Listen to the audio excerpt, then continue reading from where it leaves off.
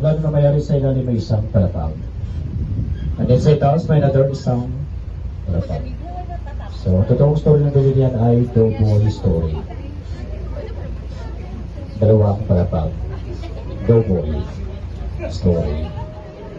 Yun pong totoong story ng gawin yan. Kayo, anong story ng bahay nyo? Walang story.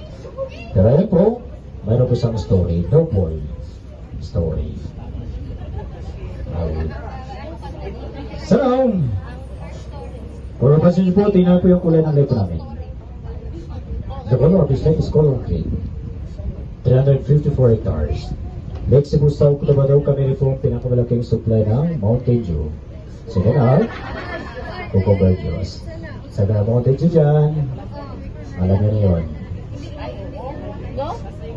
Same lang po.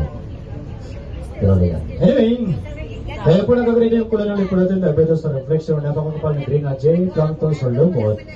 Kaya po nagagawin yung kulay ng lipo natin na beto sa reflection ng mga puno ng mga dahon sa paligid. Kaya po nagkakulay green po siya.